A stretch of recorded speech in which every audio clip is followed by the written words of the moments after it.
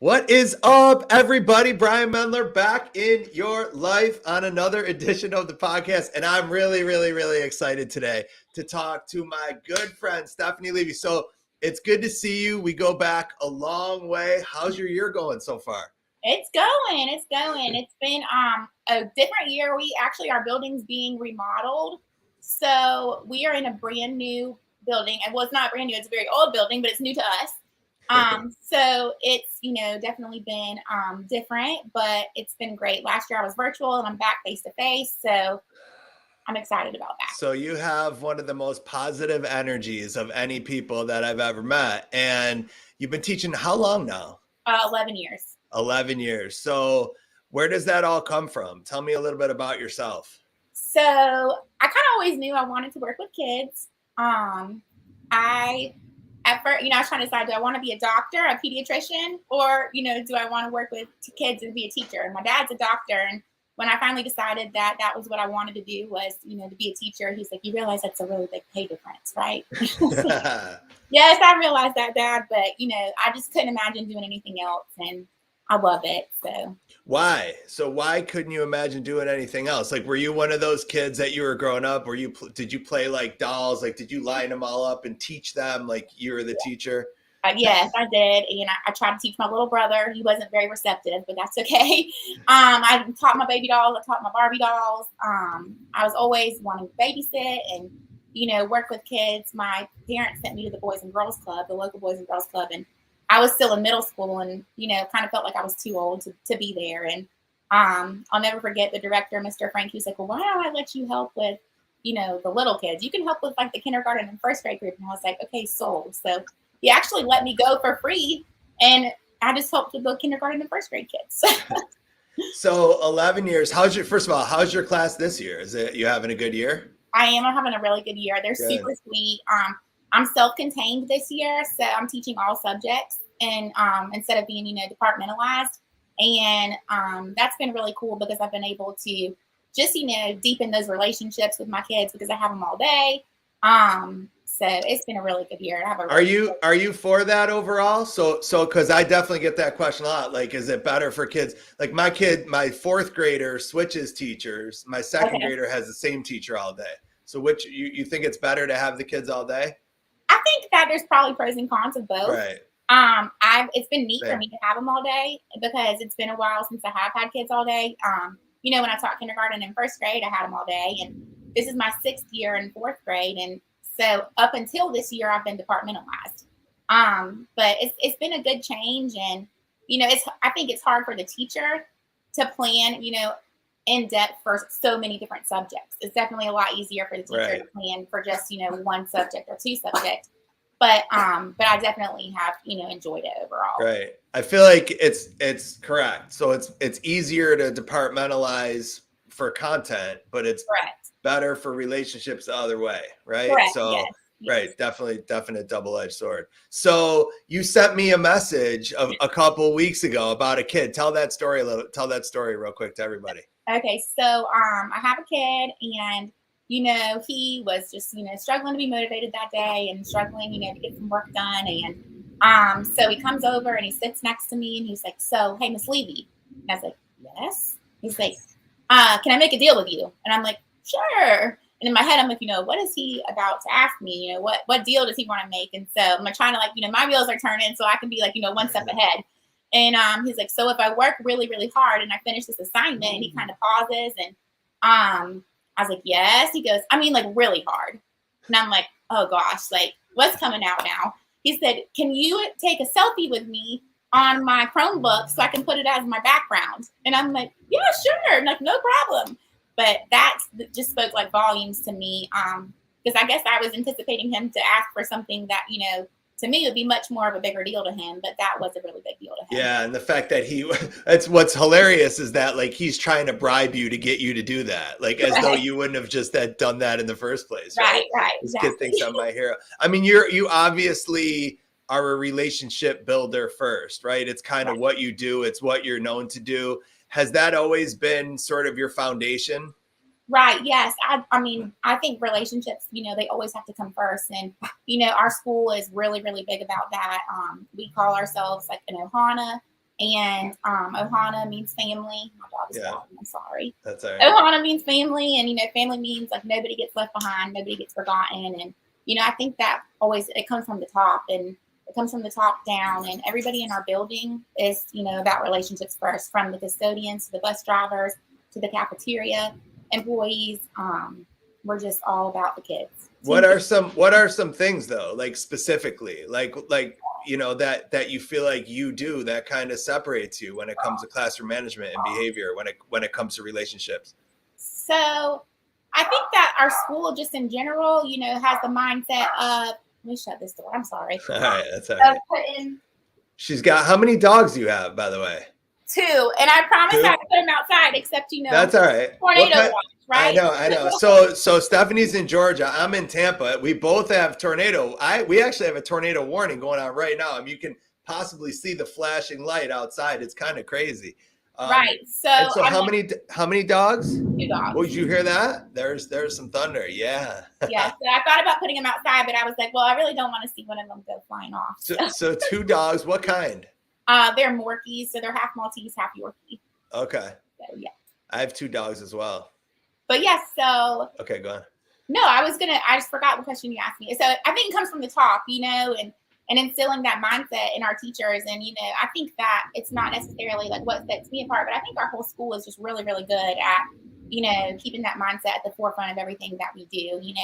I went to a conference this summer, and one of the things that was said at the conference that kind of like stuck with me is, like love first, teach second. And I think that, our school is very good at that. And it kind of, like I said, it comes from the top. So.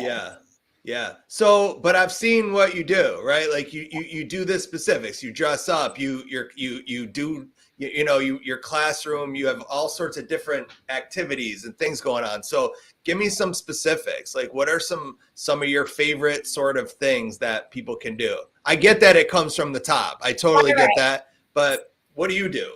So I like to, just be different. I think, you have to get on their level, and you have to be like a kid sometimes, like teachers and adults, like we're just big kids. And so I kind of just, try to be the big kid in the classroom. And the other day we were learning about decimals and converting like decimals to fractions with like denominators of 10 and 100. And I've been waiting all year to bust out this rap. And I finally just like sprung it on them. And they were like, whoa. This one kid was like, you should have been a rapper. And I was like, no, I'm good. I'll stick with teaching. Can you do it now? I don't know. Come on, do you know it? What was it? So it's a rap that I made up to the Fresh Prince of Bel-Air, and it's about converting like decimals into decimal fractions. So come on, let's hear it. Yeah. So it goes like this. So this is a story all about how you turn fractions into decimals. So listen up now. We'd like to take a minute to go sit right there and tell you how to become a decimal extraordinaire. Look at your denominator, check it out. Count your zeros and fill the lines out. The numerator sits on the place value line, and 0 holds the empty place. You're doing just fine. Now let's reverse and go the other way from decimals to fractions. What do you say? Count the places to the right of the decimal. You need that many zeros. Incredible. You put a 1 in the front of fraction bar on top, and you finish with your numerator. Then you stop. Don't forget that number whole. Look at yourself. You're on a roll. Oh my gosh. You wrote that? I did. I made it up. How long did it take you to do that? Like, how long does something like that take you to do? Sometimes it just comes to me, like in the shower, wherever. I'll just be driving. Like you just be driving, and your brain just sort of starts thinking, so are you, okay, take me through this a little bit though. Are you thinking through like are you always thinking about teaching, like about like whatever you're doing? Does teaching get connected to it? You follow what I'm saying? It does a lot of times. It's hard to turn it off, but it definitely does. And I'm always trying to think, how could I make this lesson more engaging? How could I make this fun? What song could I do for this? What dance could I do for this? Just, to kind of bring them, into it and kind of like meet them where they are interest wise, so that they'll be more motivated. What are some other things? Give me some other things. Like it doesn't have to be a rap, but like, what are some other examples of things that like you do? And I don't mean to put you on the spot, but like things that can just hook somebody quick. You know what I mean? Right. Like, I love those too, by the way, like North America, South America, Europe, Asia, Africa. But what about Australia? And what about Antarctica? These are the continents. These are like songs are great. Like, you should have been a I rapper. should have been. I should have been. Mercury, Venus, or Mars and Jupiter, Saturn, Uranus, and Neptune too. Now I can show them that I do know them. I can name the planets to you. Right. Right? Wow. There you go. Right. Yeah, I got a few. Yeah. So I just think anytime you can make it different, and it doesn't have to be a big difference, just a little difference. When I'm starting a lesson, a lot of times we'll like recap what we've been learning in the past. So I have like a baseball cap and I just put it on backwards, and I bought my kids these little plastic visors, and they like put theirs on and they take it really seriously. And it's recap time, and we're talking about like what we learned yesterday or the day before. And so just any like little difference that you can put that's, something kind of out of the ordinary. So take me through like a normal day in your life. Like, I'm curious, like a normal school day. What's it look like for you? So we can reading first. No. What time, like, do you wake up? Like, give me the whole day. I want a whole day in the life of Stephanie. Normally I press the snooze button way too many times. But, I wake up, I get going, I get to school. Are you okay?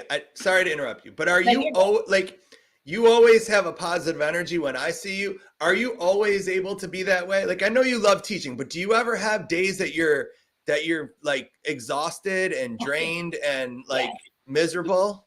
Not miserable, but there's definitely days that, I'm tired. Like, I am a human being. I'm not always the Energizer Bunny, but yeah, no, there's definitely days that I'm tired or I'm dragging or whatnot. But normally the kids are pretty good about, getting some pep back in my step once I've had my Diet Coke. Okay, so we wake up, you hit snooze a few times, then what? Then normally I'm scrambling, to get the dogs ready to get out the door and be there on time. And as soon as the kids get in there in the morning, it's always like good morning hugs. Hey, how was your day? How was your night last night? Let's get the day started on the right foot.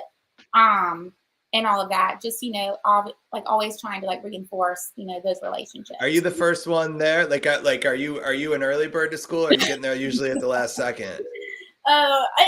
Not as much the last second as it used to be. I'm getting better. But no, I try to get there. The kids have to be there at 7:15, and I try to get there about 7. Okay. Or they get there starting at 7:15, I should say. And I try to be there for 7. And then they come in, and what's like the first kind of thing that you do? Like, what do you generally do first? So from 7:15 to 8, we have breakfast clubs, we call them. And so the kids they bring their breakfast to the rooms right now, which I really like because it's a good time for us just to kind of be able to like chat and, see what's going on. And actually I have one kid that his thing is that he brings me a breakfast every morning. So he doesn't like to really eat breakfast. And so he'll get his grab and go bag and he'll bring it to me. And sometimes he'll come to the room first. And this is another child who kind of struggles to, stay motivated sometimes. So it's kind of like our thing. But he'll come to the room and he'll be like, hey, it's a chicken biscuit or pancakes, which one you want? And I'm like, chicken biscuit. And he's like, okay. So he'll go back and he'll get it and bring it back to me. So it's just a good time. We work. Is he in your class, that boy? Or? Yeah. So he gets to take care of you a little bit, which is kind of nice. He likes, of course. Yeah. Works for him. I'm sure I probably owe the cafeteria some money for my breakfast, but I'll settle up with them later. No way. You don't owe him a nickel for what you give that school. They should give you breakfast every day. So then what? So breakfast bunch, right? You call it. And so breakfast clubs. We work on some, skills that they might need some extra help on, and it's more time that you can kind of just like teach without having to teach like the curriculum, if that makes sense. Yeah, for sure. It's just kind of like free time. We put out fun games. We, do all of that. Time to just, get to talk and have conversations about different things that you don't always necessarily have time for. Like what? Like, so I'm curious. Like, I think it's important for people to know, like, specifically, like what kind of a conversation do you have during that time? Are there any that throughout your career have jumped out where maybe you've learned something about a kid that you were like, whoa, like I didn't know this, where where it wasn't sort of required time that you had to be with them, but you were going above and beyond? Right. So I think like they definitely feel more willing to like open up during that time because it's not as, it's structured, but it's not as structured. It's not like the reading time or the math time or the writing time. And so they'll come up to me or I'll come up to them. And, recently I had a child that just was diagnosed ADHD, and he was very concerned about it. And so he would talk to me every morning. He would come and he would say, hey, my doctor's appointment's on this day. Hey, my doctor's appointment on this day. And, he had told me every morning. And so I would just listen, and he would say, like, hey, is that okay? Like, if I have that? And I was like, yeah, it's like totally fine. And I was like, he was like, but I just don't want to. And he told me, he said, I just don't want to feel different because I have to take medicine. Mm-hmm. And I was like, listen, I have to take medicine. There's a lot of people that have to take medicine. I said, most kids in this building, probably have to take medicine. Honestly, most adults probably have to take medicine. So, it's not a big deal. And then later, if everybody watching this put their pills on screen right now, we'd probably have a pharmacy on here. Bunch of teachers. Right. But, and then, that conversation at the time, it didn't, I know it meant a lot to him, but I didn't realize the significance of it until it was like maybe a few weeks later. I had written on the whiteboard when they walk in, what's the most important thing that you feel like you've learned this year? And that child wrote that it's okay to be different. And so I think that had kind of stemmed from that conversation. And so I'm definitely appreciative of that time because I think it's really good for myself and them. Do you still, so that specific kid, are you still in touch? Yeah, he's in my class this year. Oh, he's in your class now. Got it. I wasn't sure. So that was this year. Yeah, it was this year. Okay, so that's great. So you guys basically are starting out the day with 45 minutes of time where you are not really required to be doing anything other than connecting with kids to a certain extent. Am I right about that? Right. And, we're trying to also incorporate content in that time as well. But it's just different than the normal school. Okay. So you are also thinking about content during that time, but it's not the focus, right? The focus is on connection, and then it's work the content into the connection versus having the content be the focus and trying to work a little bit of connection into that. I think, it's a good way to start the kids' day off on the right foot and, to start our day off on the right foot as well. Right. And I feel like that'll be the sort of the way that it will be the whole year or the whole day, right? At what point isn't it that, right? Once it starts off that way, where it's sort of like the mentality is always that we're focused on the people first, right? Where our focal point is people, right? And then there's math, or I always point behind me sort of like, my lesson, right? My math, my science, my ELA, that's going to be part of it, but I'm going to fit it into you versus, and what I've seen lately in a lot of schools that I've gone to is that sort of being the cause of a lot of power struggles between teachers and kids. Cause I feel like teachers are sort of on their own island over here. Right. And it's like they're over here and they've got this content that they're supposed to be teaching, right? It's a lesson that they planned, right? And then the kids are on certain kids, right, are on their own island over here, right? And they're and the teacher's trying to get the kid to come, right? It's like you got to come to my island and learn what I'm trying to teach you. And the kid's like, yeah, but I don't want to come over there. Right. I want to just stay over here, right? And so instead, what I keep saying to teachers is instead of trying to get the kid to come over, just go to their island. Take something from your island, grab something that you need, right? Oh yeah, 3 + 3. I need that. That's important. And then jump in the water and swim over. Right. And be like, hi, I'm here. You didn't invite me, but I'm here anyway. Right. And and then now you're living in their world and they become the focus versus stop talking, because I have something I'm trying to get to. Right. Exactly. I think that's so important. But it's hard to do that, right?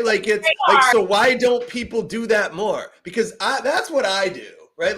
That's my mindset. But I think my mindset is that way because I don't really like the content anyway, right? I never went into teaching. I didn't. I never went into teaching because I like Shakespeare or because I want to teach a subject and a verb, right? I went into teaching because I was like, there's these messed up kids and I want to help change their life. Right. So, exactly. I got to do a little Shakespeare. Okay. I got to mix in a little. Okay. But that's not why I was here. Right. Exactly. And so why do you think it is that people struggle with that? I think we all struggle with it, at some point in time. None of us are perfect, but I think what's important is realizing hey, and reflecting, we want the kids to reflect and realize, but I think it's important for teachers, to do that as well. And at the end of the day, like, it takes two to power struggle. That's right. You know what I mean? So there's not going to be a power struggle if you don't engage in it. And sometimes that's so incredibly difficult. That's right. That's right. But, I think that, we talk about meeting kids where they are academically and, differentiating instruction for them based on data and all of that. But I think, if we're not meeting kids where they are emotionally or behaviorally, kind of by going over to their island, then we're not going to be able to get them where we need them to be. Correct. And you said power struggles take two, and I think power struggles in general, I equate them to landmines, right? Like power struggles are landmines. Avoid them at all costs. Like, don't step on them because they can blow up your entire body, right? Like, so whatever it takes to make that the foundation of not arguing with children and not battling with children, because you don't get paid more for it and it makes your life miserable. So what's the point? Right. And it's not going to get you anywhere. So. Have you had any kids throughout your career that you've sort of learned these lessons because of? Oh yeah, absolutely. You're always going to have that one kid that, wants to, for whatever reason, try and engage in a power struggle, but I don't always necessarily see it as like them trying to do that. I think that a lot of times they just don't necessarily understand, hey, why does she want me to learn this? I'd rather be doing X, Y, Z, or, if you haven't built that trust with them and built that relationship with them, kids are not going to learn from people they don't like. And so I think that it's just important to get that buy-in with them. And I think that the more you do that, even when it's hard, that the less power struggles you'll have. Yeah. And looking beyond the behavior, right? Like seeing the behavior in general. The behavior is not behavior's not the problem. It's the solution that the kid is picking to the problem, right? A lot of times I go to school and I hear teachers talk about kids having behavior problems. Oh, that kid, he's been known to be a behavior problem. Oh, her, she's a never-ending behavior problem. And I think it's important to remember that there's no such thing as a behavior problem. There's behavior solutions, right? The real problem is somebody notice me. Somebody pay attention to me, right? Somebody give me a little bit of power and control in my life. Somebody make me good at this, right? I come here every day and I'm striking out time after time after time. Make me successful. And so I think when we can look beyond the behavior and see it as the solution and then trace it the other direction. Well, the behavior wasn't the problem. It was the solution. Okay, let's go the other way and figure out, well, then what's the actual problem, right? What's making this? How do we fix it? Right. What's making this 8-year-old throw a tantrum? And what is the thing that's going on in their life that's causing them to behave this way? And when that becomes our focal point, I'm not saying you always find the answer. You don't always, but at least you're looking. At least you're actively seeking it. And 9 times out of 10, when you can find out what is causing them to choose those behaviors, it's not going to irritate you or make you mad. It's going to break your heart. Correct. So our kids, they go through so much, and we all have stories. We all have things that we're battling, outside of school, even adults that people don't know about. And, I think, just trying to remember that and remember that like every kid has a story and every kid has a past, and, they're kids at the end of the day. And, we as adults react to certain situations at a school, outside of school, like in our friendships, in our relationships. And then, we expect kids to just be perfect. And I think they're still learning to regulate their emotions. They're still learning how to handle certain emotions. And, it's our job to kind of like model that for them and to teach them how. To teach them, right. To always be a teacher, ABT, always be teaching, right? And no matter what's going on. Well, I've worked in a lot of schools lately where like teachers will say something to me like, this kid's making it where I can't teach. And I'll say, well, is it that, or is it they're making it that you can't teach what you're trying to teach? Because those are two different things, right? Yeah. Is it that you can't teach, or is it that you can't teach what you had planned? Right. Because, that happens frequently where they get in the way. But the minute they shut down one lane, it's like in football, right? If you shut down one lane, another lane opens up. Correct. And some teachers aren't looking for that other lane. And Right. and that's the goal, right? The goal is, yes, I have my math. Yes, I have my ELA. Yes, I'm going to teach this, right? But I'm also going to be looking at what you need. In education, there's two things that live at the same time, right? There's what I'm supposed to teach, Right. which sort of lives over here. And then there's what kids need to learn, right? Correct. Which is over here. And when I always feel like when those two things line up, what I'm supposed to teach is also what they need to learn, teaching becomes relatively easy. The problem right now is what I'm supposed to teach is in New York, what they need to learn is in LA, and many of the teachers are getting caught in Nebraska, right? And and you're getting pulled in these directions like, well, I'm supposed to do this, but they don't know how to say please and thank you. But I'm supposed to teach this, but they don't know how to disagree with each other appropriately. And that's the tired, that's the burnout, that's the exhaustion that people are facing. And my recommendation to people is if you ever feel that, if you ever feel the pull like this, always go with what they need over what you're supposed to. And trust that by giving them what they need, it will lead you back to what you're supposed to. Sometimes you got to go weird ways to get somewhere. Right. I had a kid just the other day, and he just was not wanting to do the math lesson. I mean, really, and no matter what tricks I tried, no matter what, I just think for whatever reason, he just was having a hard afternoon. And so he happens to go to the after school program. So in my head, I'm like, I'm just going to get him after school. Like, we're all sit there, we'll work it out, we'll do all this. And, he wasn't really like in trouble per se. I think he maybe thought he was, but he wasn't. And so I went and got him, and I brought him, and I sat him down next to me at my desk. And, I'm like working on my stuff, and he's like working on his stuff. And I'm like, hey, do that problem. And I'm doing like this. And he's like, well, I don't know how to do it. And I'm in my head, like, he knew how to do it, but he wanted me to take the time to attention, to give him that attention. Right. So I'm like, okay, this is how you do it. I break it down again. I'm like, it's the rap. I just did the rap, so that's the steps. And so he's like, okay. And so I get back to working, and he's working. And he said, hey, so how about for every problem I do, I can have a jelly bean? And I was like, this kid's really trying to cut a deal with me right here. So I'm like, not every problem. How about every page? Because he had quite a little bit of makeup work to do. I said, every page you do, you can get a jelly bean. He was like, oh, okay.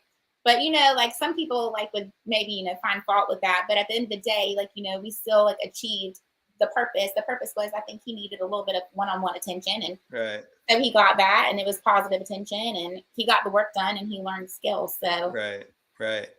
I only find fault with it because it was jelly beans. They're really bad for you. Listen, you elementary teachers are something, right? Here we've been going for 2 years talking about health and safety, right? Health and safety of everybody in school. And then you're handing out jelly beans. My daughter's coming home with pixie sticks. I'm like, pixie sticks? You just got done talking about health, and now we're eating pixie sticks. Right. So I babysit for my dentist. I'm sure he doesn't like that I can't babysit my kids. No, he probably loves it. It's good for business. He probably loves it. You babysit for your dentist? Yeah. So, but not anymore. His kids are kind of grown. So. Do you still babysit? I do sometimes. Do you babysit because you like it or because you have to? I enjoy the extra money, but I also like it. So. You like it? Yeah. Have you been babysitting your whole life?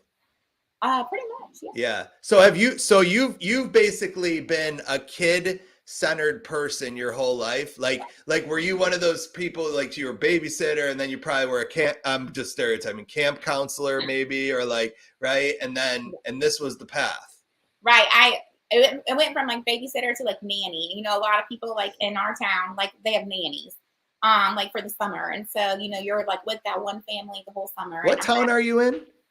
Well, it's St. Simon's and Brunswick, but I live in Brunswick, but I grew up on St. Simon's. On the island. Yeah, on the island. And so a lot of island families, especially, they all have nannies. They all have summer nannies. And so are you an island girl? Are you Island Boys, the song Island Boys? Are you an island girl? So are you into the island life a little bit, or not? I like the beach life. I like the beach life. The beach life. But I much rather live in Brunswick. So. Yeah.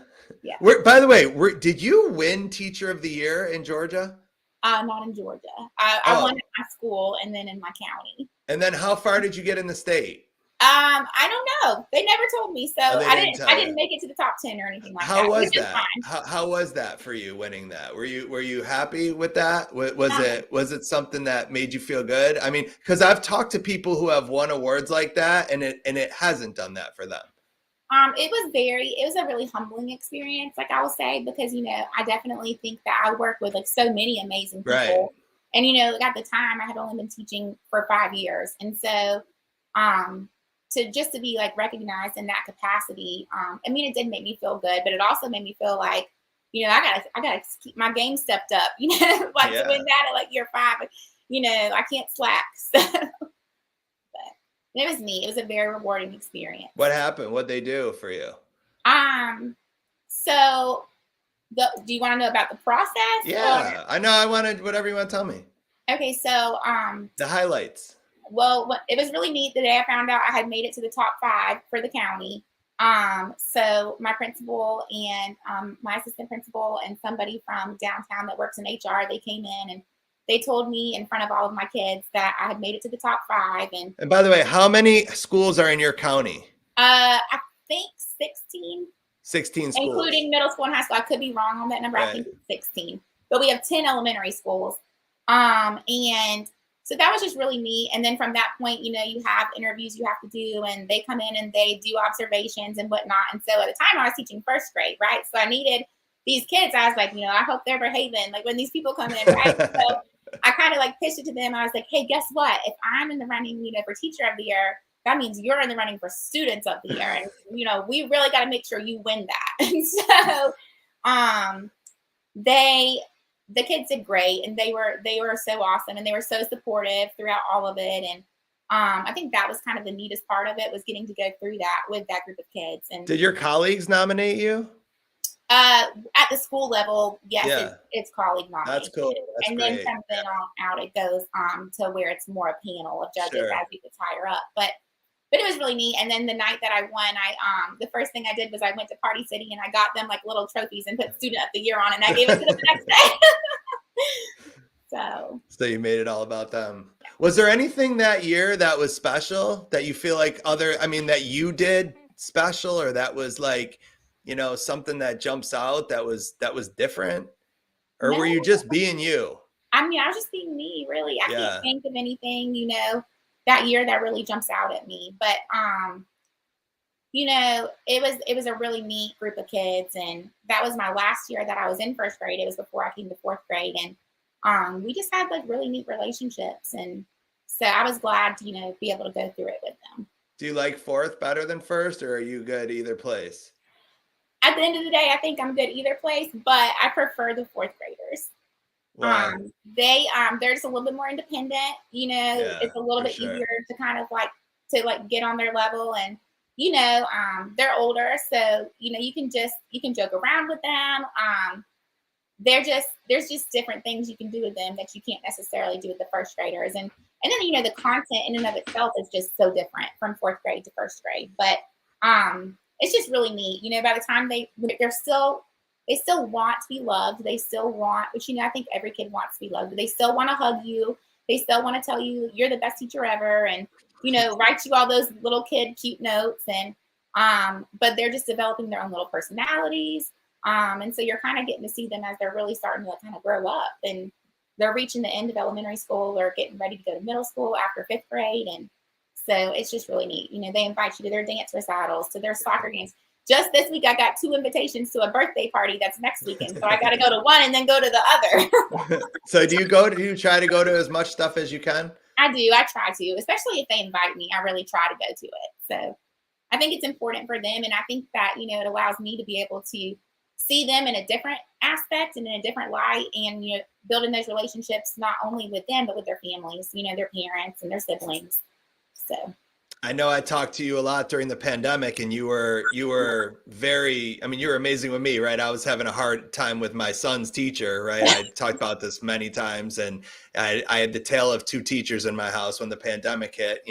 My son's teacher, who basically we didn't hear from, and my daughter's teacher, who taught on the computer every day. And you actually messaged me and invited us to join your class. So you taught on the were you teaching on the computer and in person at the same time?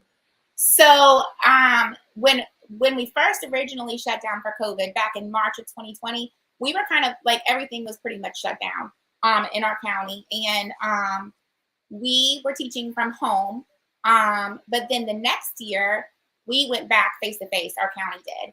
And so last school year, our county was back face to face, but kids had the option to be virtual. And so I was the virtual teacher for fourth grade. So I had, in the beginning of the year, around 40 kids that were, logging into my Meet. And I was just in my classroom at school, but I was teaching, through the computer. So you didn't have any kids face to face last year. Did you miss really that? bad.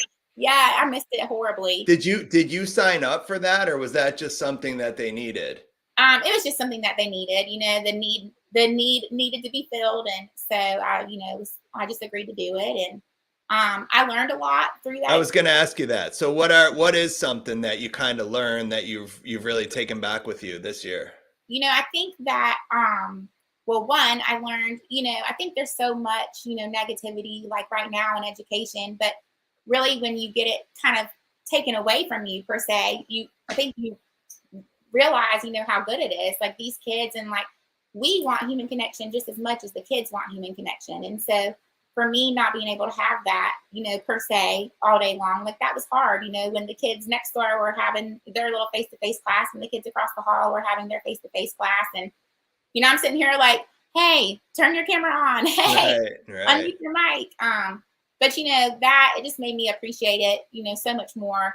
And then, as well, it gave me like a different insight into their home lives. I think that we think we know what their home lives are, or we think that we know our kids, so well. But when you've got essentially 40 little homes that you can see into, and you can see what's going on in their homes, all of it. And it just gives you a different appreciation for the students and, and what they're. What did you see? What are some things out of the 40 that you learned?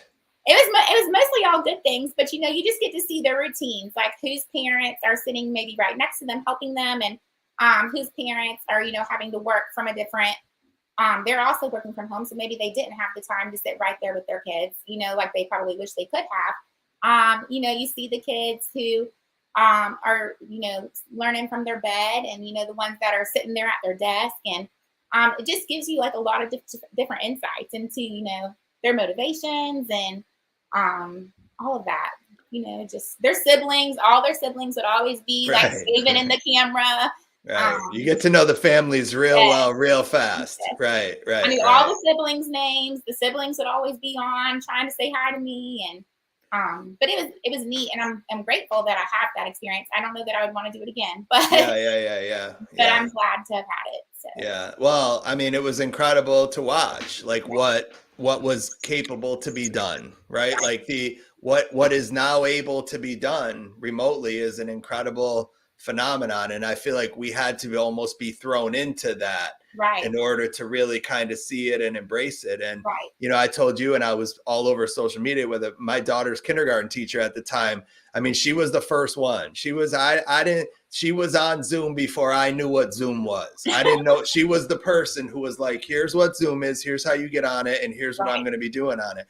And that woman was on there within 2 weeks of school shutting down, teaching full-blown lessons and having kids, kindergartners. My daughter was in kindergarten, and she would read a book to them, and then she would they would sing a song, good morning song, good morning. I remember it. Good morning, good morning, good morning, everyone. I'm so glad to see you. Good morning, everyone. Good morning to the sunshine. Good morning to the rain. Good morning to whatever will come your way. Good morning, good morning, good morning, everyone. I'm so glad. And then they would all say, good morning, everyone. And then they would finish class with a group hug. And I'm getting emotional thinking about it, but my daughter would literally walk to the television and hug all of her little friends that she, was pulled away from in mid-year. And what's crazy is that watching the kindergarten lesson was the best part of my then second grader's day, right? So my second grader, whose teacher didn't do any of this, which I'm not judging her, I'm just saying she didn't do any of this. The kindergarten one was spectacular. So I was lucky to get one spectacular teacher.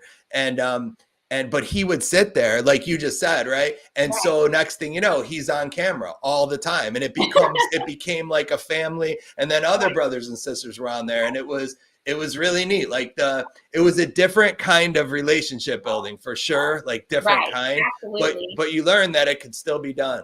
Right. One of my favorite memories you made me think of was So I had the kids standing up and we were doing place value, and we were talking about how, if you have like 17 tens, how you're going to take that one and put it in the hundreds place. So now you have 107 tens and et cetera. And so I made up a little thing, and I was like, you split it and you bump it. And so I had the kids like standing with their hands up, and they were like, split it and bump it and split it and bump it. And so then I was like, hey, go grab a parent and bring them over to the computer. And these parents are like, oh my gosh. And so I'm like, Mr. Mendler, let's see you split it and bump it. And so the parents are like, split it and bump it.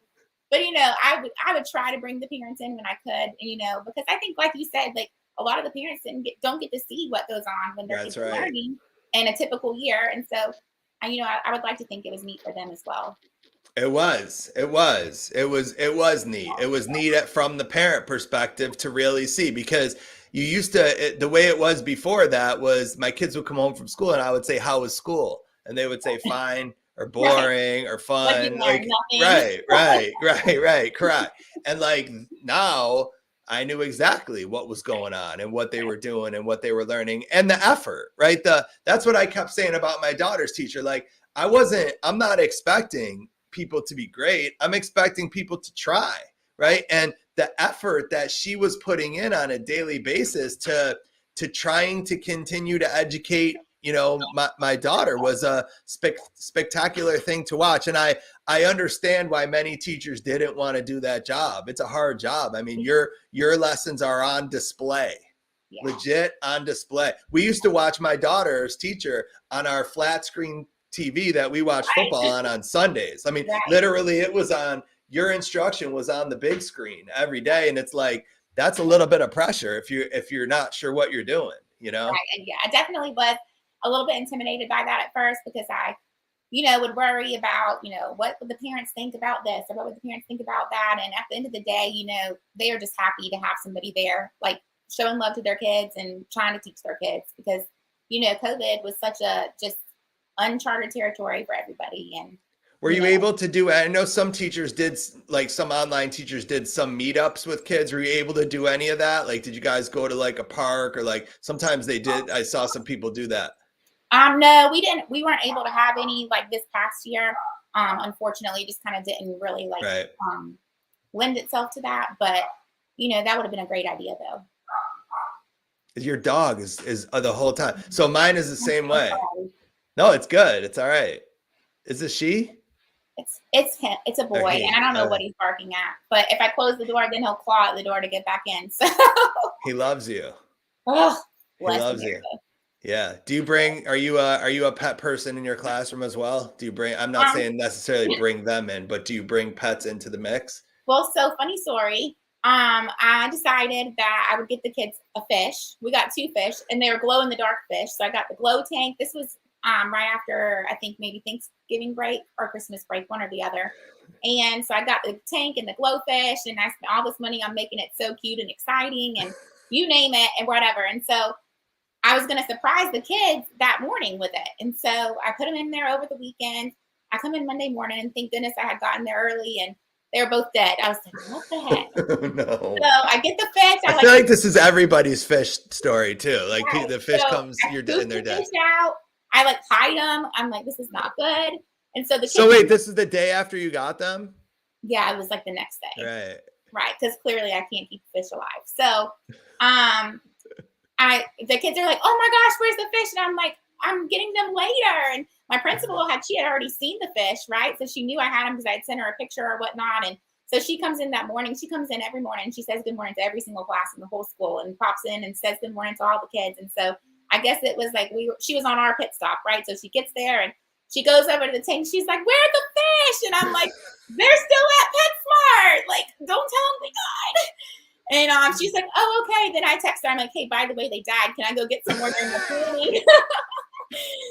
So I run down during my planning. I drop the kids off at specials, because at our new location, while we're in this other building where ours is being renovated, PetSmart's like one shopping center over, right? Okay.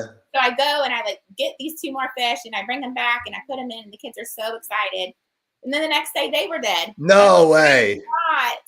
So we had a fish funeral for the fish. You need to go to PetSmart and ask what kind of operation you guys running over I here. know. You're selling fish that die in one day? They're all dying. So now the tank's empty, but to be determined what fish gets put in next. But do we know why they died? Because I why don't you know. can't keep putting fish in an environment where they keep dying, Yeah, I right? know.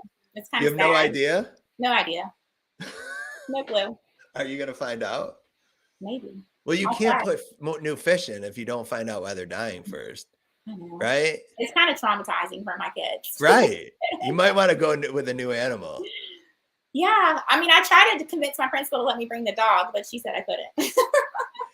By the way, you said fish. Is fish the plural of fish? Like you I said, I think- got two fish. I would have said two fishes, but I don't think I'm right. I think fish you're is the right. plural of fish. Right. Fish is the plural of fish. Well Two done. fish. Two fish. You get an A. That's one of my favorite books. One fish, two fish, red fish, blue fish. I'm reading all these books now, because I've got my 1-year-old. Yeah, I know. Oh, He would be sitting on my lap right now. I should have brought him in here. you should have. Then I wouldn't have felt so bad about my dog. No, you don't have to feel bad about your dog. Listen, these 45 minutes go quick. Is there any last piece of information or advice or piece of knowledge you would like to leave everybody with? I think just at the end of the day, like build those relationships, like make those connections, and then wipe the slate. If you have to wipe it every hour, every minute, just like wipe it and let the kids start over. And then Yeah, but that's hard too, It's right? hard. Like that's hard too. hard. It's so easy, so much easier said than done. Are there any specifics that you stay with in order to wipe it? Like that you sort of are thinking in your head that makes it easier? I think the biggest one is like you talked earlier about, I think you have to separate the behavior from the kid, and that kid is not that behavior, so, okay, earlier we did this, but now it's 5 minutes later and let's forget about it. Let's move on. Let's, continue the day.